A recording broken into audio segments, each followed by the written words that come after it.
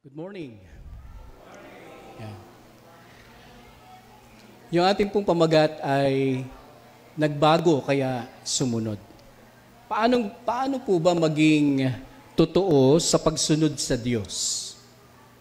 Seryoso po ang Diyos, lalo na kapag sa usapin na kailangan nating maging totoo sa ating pagsunod sa Kanya. At nakikita natin ito sa ating mga gawa. At tiyak na mas mahalagang makita sa gawa yung ating sinasabing, oo, no? Susunod ako. May kasabihan ngang actions speak louder than word. Sabi mo sa katabi mo, actions speak louder than word. Nang ibig pong sabihin, hindi sapat ang salita, mas nagiging totoo ito kapag nilapatan mo ng gawa. Pero mas mainam nga kung may salita ka na, may gawa ka pa. Di ba? Mas higit na kapanipaniwala ang ating sinasabi kapag nilalapatan natin ng gawa. Sa ating pong ebanghelyo ngayong umaga, mga kapatid, tila ang sentro na naman ng pagbabalingan na naman ni Jesus ay ang mga taong simbahan. Ano po? Yung pong mga punong pari at yung mga pinuno ng bayan. Sila po yung mga pinagpipitaga ng mga leader ng simbahan. No? Sa panahon natin ngayon, sila po yung mga miyembro ng church council. No? Sila po yung mga matataas, mga obispo, pastor, mga laikong may katungkulan sa pagpapalaganap ng kabanalan. Yan po ang mga tinutukoy ngayon sa ating mga pagbasa. Ngunit dahil na rin sa mga tanong nila kay Jesus kung saan ba nanggaling ang kanyang karapatang magturo sa templo. Itong Panginoong Jesus na ito, o itong Jesus na ito, itong guru na ito, itong Mesyas na ito, o Rabay na ito, biglang sumulpot, no? At kung ano-anong mga itinuturo. Kaya naman nagulantang itong mga leader ng simbahan. Ano daw ang kanyang karapatan upang magministeryo sa tao? Kung tutusin, ito na yung ikalawang inkwentro sa kanila, sa mga leader ng simbahan. Ang una po, nagalit ang Panginoon, kung maalala nyo, sa kanyang unang pagpasok sa templo. Nagkagulo, di ho ba? Bakit? Ipinagtabuyan niya yung mga nagtitinda sa loob at labas ng templo. Ito yung panahon na kung saan sinabi ng Panginoong Yesus, ang aking tahanan ay tatawaging bahay dalanginan. Ngunit ginawa niyo itong lungga ng mga magnanakaw. Sa madalit sabi, nakita niya na mali ang ginagawa ng mga tao at ito'y epekto ng maling halimbawa ng kanilang mga religious leader that time. Kaya minsan, no, mga kapatid, mabuti ring magalit kung tama ang iyong mga dahilan. Yan. Mali kasi ang ginagawa ng mga leader o mga religious leader that time. Kaya minsan pang sinabi ng Panginoong Hesus, no, sa Matthew 23 verse 3, kaya't gawin ninyo ang itinuturo nila at sundin ang kanilang inuutos. Ngunit huwag ninyong tularan ang kanilang ginagawa sapagkat hindi nila tinutupad ang kanilang ipinapangaral. At dito natin nakita sa Biblia kung paano talaga nagalit si Jesus dahil taliwas sa mga taong simbahan ang sinasabi nila sa mga ginagawa nila. Conflict of identity, ika nga. Kaya nga naniniwala po ako na tama rin ang magalit, lalo na kung alam mong tama ang iyong dahilan. At ito yung karanasan ng Panginoong Hesus. At dito may encounter mo yung mga taong mapagpaimbabaw, gaya ng mga pari sa ating mga talatang binasa. Even in the Old Testament sa Ezekiel. Ganon din yung turing ng Panginoon. Sabi niya, pag kayo hindi nagbago, mamamatay kayo. Pero pag nagbago kayo, mabubuhay kayo. Sila din, no? From Old Testament to New Testament and even today, during our time, may mga ganito pa rin, no? At tunay mga kapatid, binalingan nila, o kaya dito tingnan nyo, imbis na ang tanong ay saan ba kami nagkamali, ay binalingan siya nila ng anong karapatan mong sitahin kami sa ginagawa namin. Sino ka ba? Kaya naman binalingan sila ni Jesus ng sagot na tanong, bago ko sagutin ang tanong ninyo, sagutin muna ninyo ako. Sino ang nagbigay ng karapatan kay Juan magbautismo? Ang Diyos ba o tao? Kanino galing, sabi ni Jesus? Kaya't nagbulong-bulungan yung mga leader ng simbahan at naging maingat sila sa kanilang pagsagot sa Panginoong Jesus. Dahil pwede silang balingan maging ng otoridad o kaya ng taong bayan sa kanilang isasagot. No? Kaya't ang sagot nga nila, hindi namin alam. Para maging safe, no? Dahil dito nagkaroon si Jesus ng dahilan huwag ding sagutin ang kanilang mga tanong. Minsan tuso ang pagkakataon sa mga taong nagmamarunong. Dahil matutuklasan mo mula sa sarili mong pagmamarunong ay may mas marunong. Parang tula, no?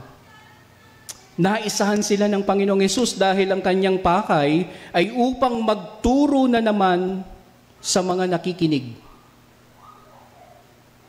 At ngayong umaga, merong ituturo para sa atin.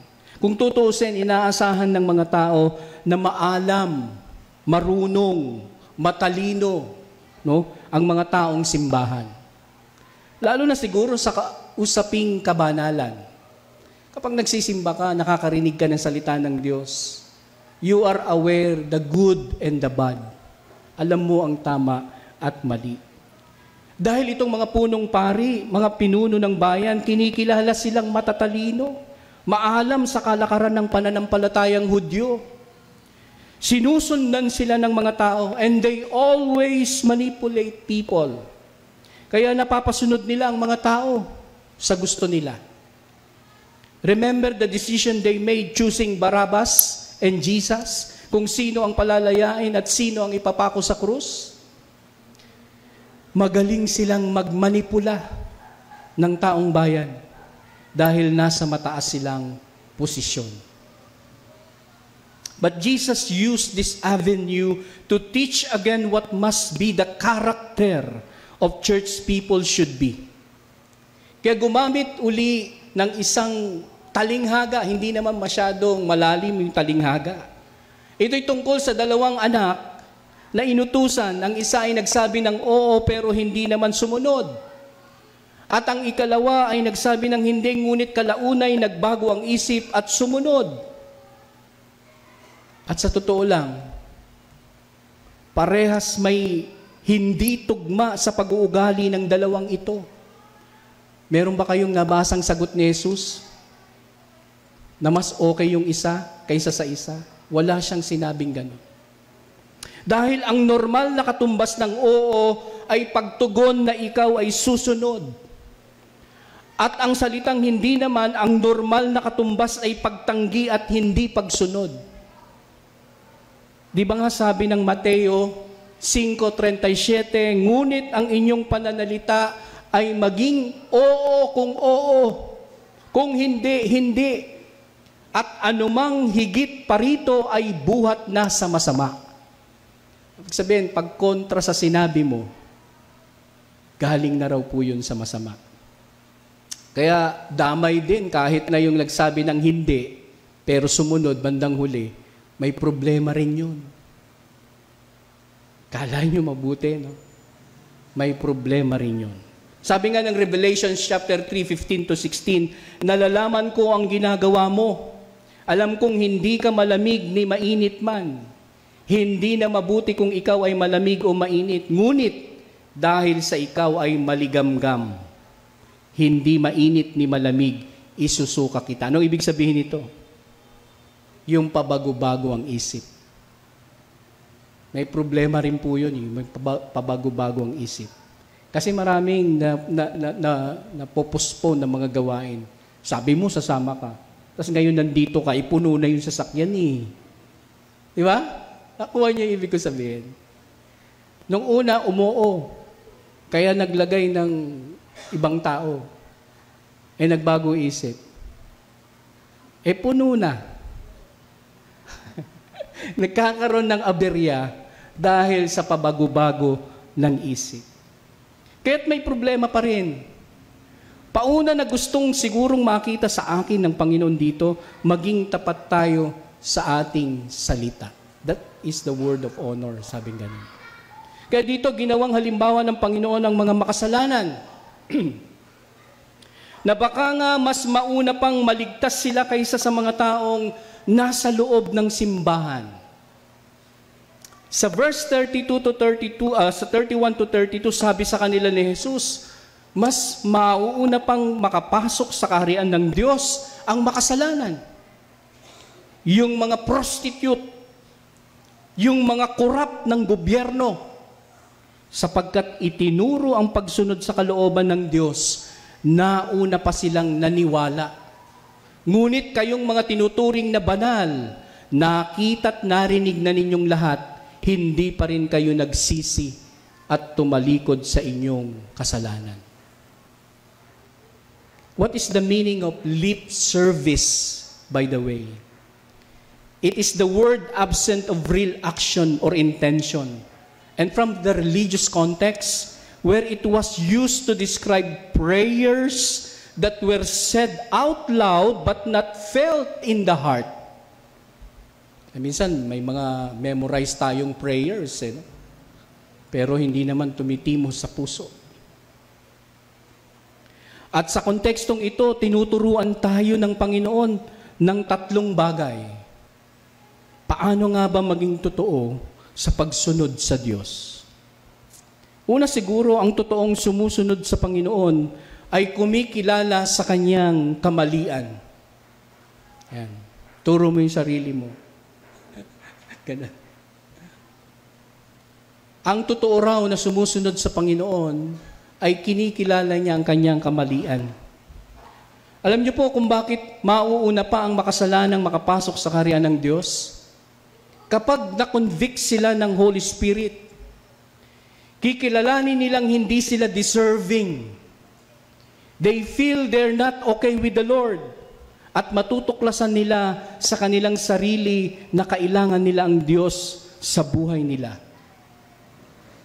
Naalala niyo po yung kwento ng dalawang nag-pray sa templo, yung publikano at saka yung maniningil ng buwis. Sabi nung maniningil ng buwis, Lord, patawarin mo ako. Tas dinadagukan niya ang kanyang sarili. Hindi siya makatingin sa Diyos. Nahihiya siya sa Panginoon. Pero anong sabi nung eskriba, no? Lord, mabuti na lang at hindi ako katulad ng isang to. Linggo-linggong nagtatights ako. Nagbabasa ako ng Word of God. Ganon. At ang tanong ni Jesus, sino sa palagay nyo ang lumabas sa templo na kinalugdan ng Diyos? Kapag yung makasalanan na convict ng Holy Spirit, sasabihin niya sa kanyang sarili, Lord, I'm not worthy. Hindi ako karapat-dapat sa iyo. Patawarin mo ako. Tulungan mo ako. Mas mauuna pa yun kaysa doon sa mga taong feeling banal. Kaya mga kapatid, no? Kaysa sa mga tulad ng punong pari o mga taong simbahan na they actually read the Bible, feeling righteous and sometimes the feeling arrogancy na parang hindi na natin kailangang magsisi sa mga nagagawa natin kasalanan. Kahit maliliit na bagay ito. Niisip natin, maliit na bagay? Maliit na bagay? Meron pa rin mga nasa loob mismo ng church na hindi tumatanggap ng sariling kamalian. Because of stagnation holiness, ang tawag ko rito is stagnation holiness. There is no longer growth in the spiritual life. This does not mean spiritual life is totally absent. Laging ang present But it is no longer flourish. There is still belief in the Lord Jesus Christ, but that belief is no longer regulative and formative. Habits, daily routines, and traditions regulate our lives more than the living interaction with God and His Word. Hindi maitatanggi na marami pa rin sa ating mahirap ituwid. Napakahirap. No? Yung para bang okay na sila. Pag sinabihan mo sila ng kanilang mali, sila pa yung galit. May kilala ba kayong ganyan? Meron. At kung minsan ipapamukha pa nila sa iyo yung mga bagay na hindi mo tamang ginawa, para bang sila yung magmukhang matuwid. Ikaw nga Di ba, ganun? Feeling ganun. Ikaw nga Bakit? Ikaw? Mga ganun, minsan yung mga kabataan, naririnig ko paano mag-away No?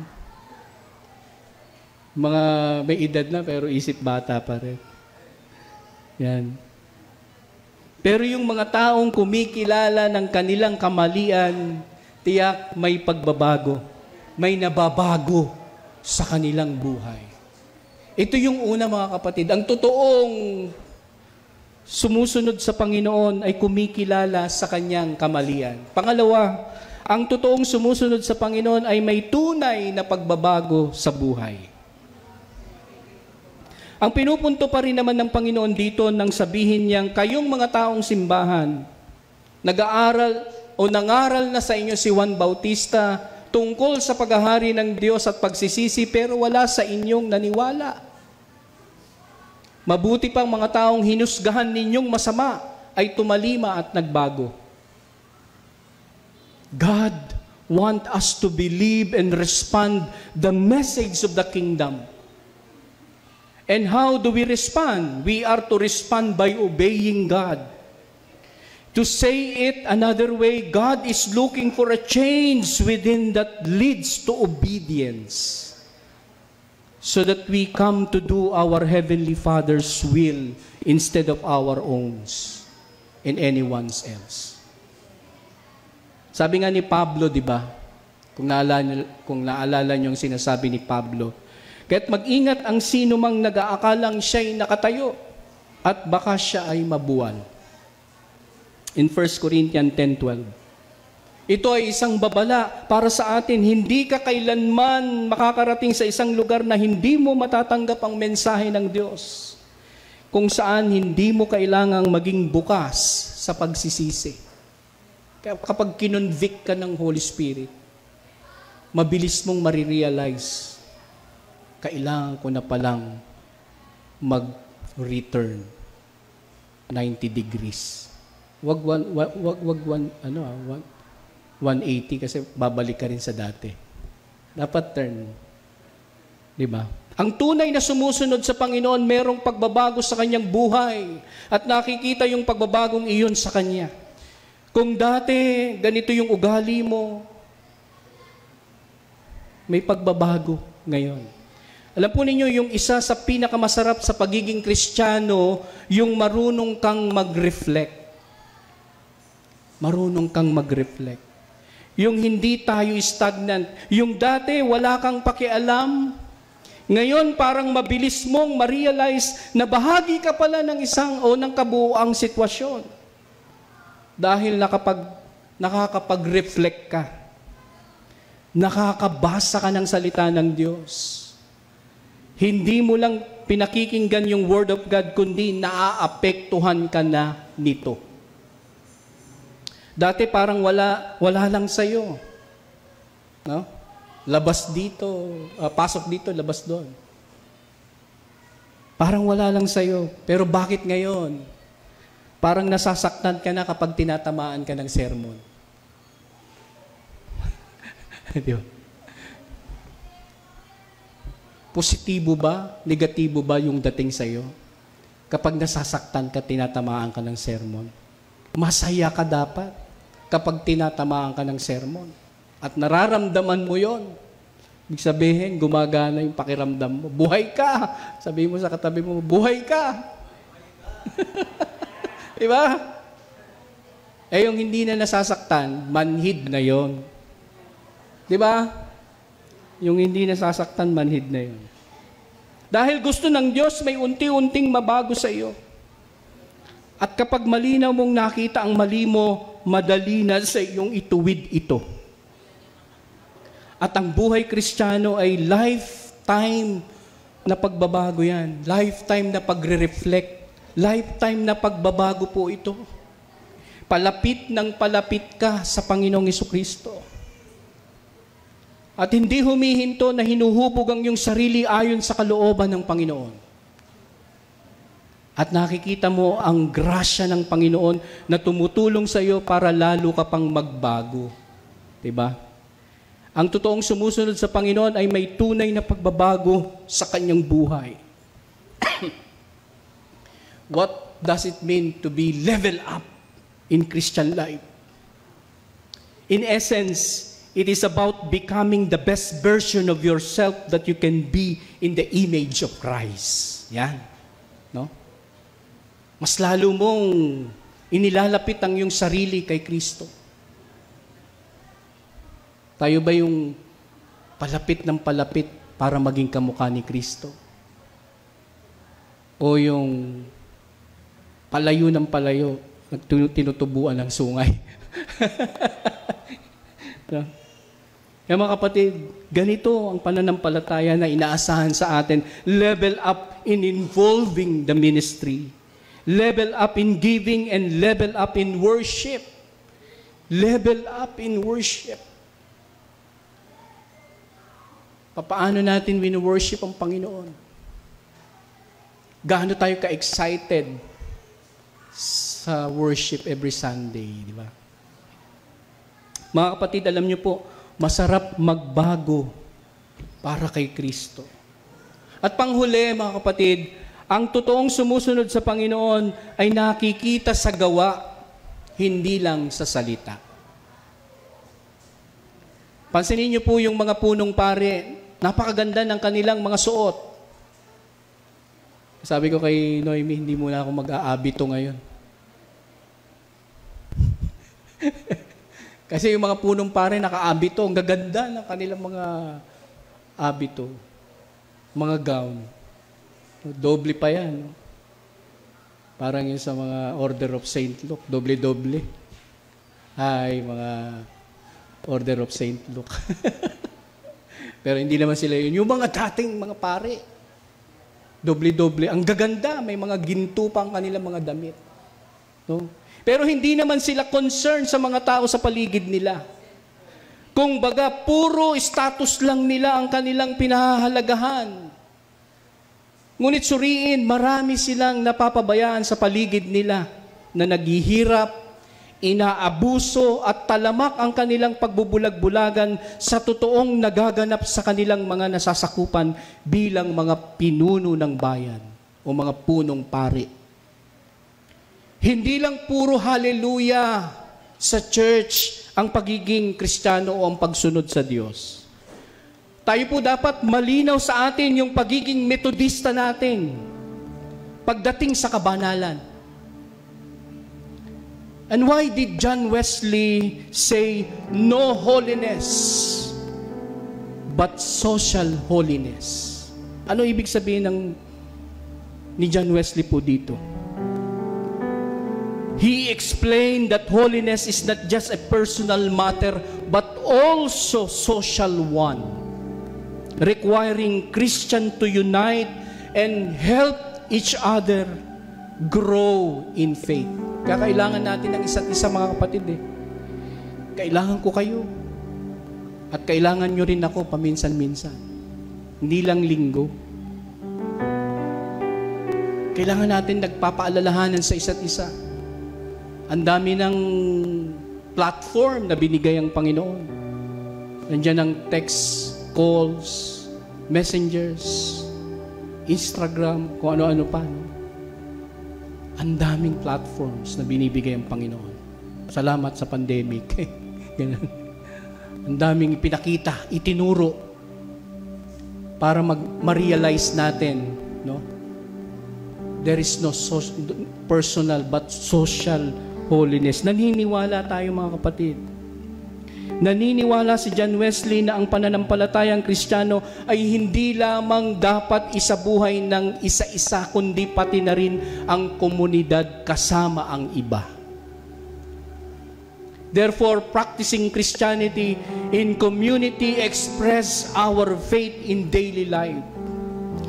Ito ay isang paraan para maipakita natin sa mundo kung anong ibig sabihin na maging isang Kristiyano, maglingkod sa iba, at mahalin ang ating kapwa tulad ng ating sarili.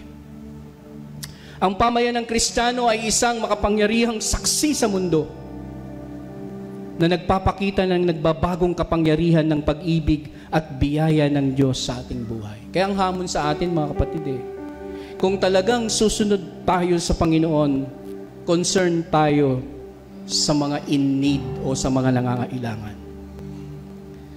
Sa mga nakaka-experience ng injustices. Let us review our ministry and we should reflect how we empower all of this to propagate the love of God to the community. Kaya mga kapatid, sa ating pong buhay bilang mga tagasunod ng Panginoong Jesucristo, lalong-lalo ngayon, we celebrate the World Communion Sunday. Anong implikasyon nito sa ating local church? Bakit World Communion Sunday? Huwag lang nating isipin na tayo lang. Kasama natin ang buong mundo. Kasama natin ang isa't isa. Kasama natin ang ating mga kapwa. Tatlong bagay, mainam na tayo'y kumilala sa ating kamalian. Magkaroon tayo ng tunay na pagbabago at ipakita natin ito sa ating mga paggawa. Kaya kung meron pa po meron pa po tayong hindi nagagawa bilang mga Kristiyano, sana mag-level up. Gawin natin yung best habang may panahon pa. Para mapakita natin yung buhay na inaasahan sa atin bilang mga totoong Kristiyanong sumusunod sa Diyos. Kaya sabi ko sa inyo kanina, yung dalawang magkapatid, parehas may conflict pa rin yun. Hindi pa rin nila na-achieve yung tamang proseso o tamang relasyon sa Diyos. Pag nagsabi ka ng oo, talagang oo, huwag mo lang babaguhin. O para makita natin yung buhay na inaasahan sa atin bilang mga totoong Kristiyanong sumusunod sa Diyos. Kapatid, kung ikaw man ngayon, may feeling mo sa iyong sarili, meron pang kailangang ituwid sa buhay mo. It's high time for you come to Jesus. At anyayahan mo siya ang magtuwid sa buhay mo, magbago sa buhay mo, sumunod ka ng may katapatan sa Kanya. Kung meron man sa buhay mo na hindi mo pa nagawa bilang tagasunod niya, mag-reflect ka upang mahubog ka ayon pa sa Kanyang kalooban.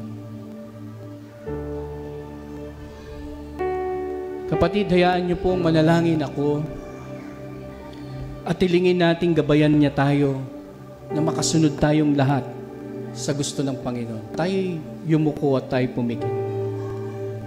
Damhin natin ang presensya ng Panginoon sa oras na ito.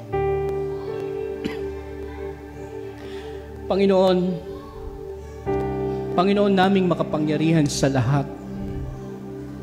Alam naming ikaw ay kasama namin sa buhay na ito. Salamat sa iyong pagpili upang kami ay makasunod sa iyo. Salamat sa iyong pagtanggap sa amin. Dahil nagkaroon kami ng pagkakataong maipahayag ka sa aming mga buhay. Panginoon, tulungan po ninyo kami na tumanggap ng aming mga kamalian. Hindi pa po kami ganap. We are not perfect. May mga bagay po kaming nagagawa na hindi tama sa buhay na ito. At kailangan namin ng iyong gabay. At sa aming pagbabago ay magsilbi kaming halimbawa sa aming kapwa sa pamamagitan ng aming mga gawa. Turuan mo kaming laging makadama ng compassion para hindi lamang sarili ang aming iisipin, kundi ang mga kapwa rin naming nangangailangan at naghihirap sa panahong ito. Panginoon, lagi mong ipaunawa sa amin na may mga kakayanan kami bilang mga mananampalataya. We have all the abilities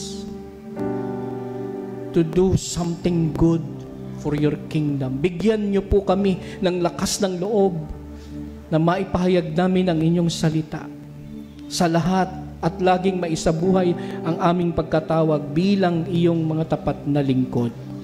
Sa aming pagdiriwang ng laytiman, tinatawag mo kaming mga laiko, tinatawag mo kaming mga lingkod, mga taong simbahan. Let us feel the regenerations of your Spirit into ourselves. Madama namin, Panginoon, ang pagkilos ng iyong kapangyarihan sa aming buhay. Maraming salamat po, Ama. Ito po ang aming panalangin. Sa pangalan ng Ama, ng Anak at ng Espiritu Santo. Amen. Amen. Palakpakan po natin ang Panginoon.